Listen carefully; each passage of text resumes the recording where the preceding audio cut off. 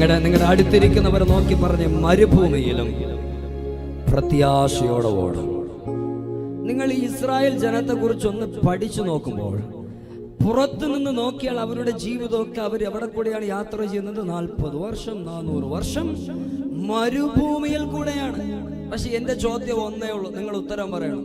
അവർക്ക് കർത്താവ് ആഹാരം വേണമെന്ന് ചോദിച്ചപ്പോൾ ആഹാരം കൊടുത്തോ? മന്ന കൊടുത്തു. വെജിറ്റേറിയൻ കഴിച്ച് ക്ഷീണിച്ചു പോയി കർത്താവ് എന്ന് പറഞ്ഞപ്പോൾ കർത്താവ് എന്ത് കൊടുത്തു? നോൺ വെജ് കൊടുത്തു. ദാഹമായിരിക്കുന്നു എന്ന് പറഞ്ഞപ്പോൾ കർത്താവ് എന്ത് കൊടുത്തു? വെള്ളം കൊടുത്തു. അത് കയ്പാണെന്ന് പറഞ്ഞപ്പോൾ കർത്താവ് അതിനെ എന്താക്കി മാറ്റി? മധുരമാക്കി മാറ്റി. ഒരാമേൻ പറഞ്ഞാട്ടെ. മരുഭൂമിയിൽ നടക്കുമ്പോൾ അവരുടെ ആരുടെ ചെരുപ്പും ഒന്നും എന്ത് പോയില്ല? തേഞ്ഞ് പോയില്ല.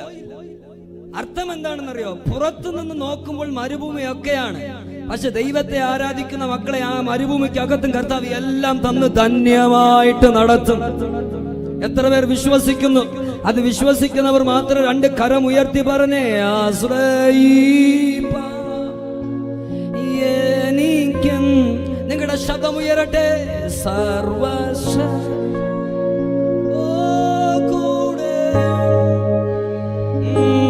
തളരാതെ മരുഭൂമിൽ യാത്ര ചെയ്യും പ്രത്യാ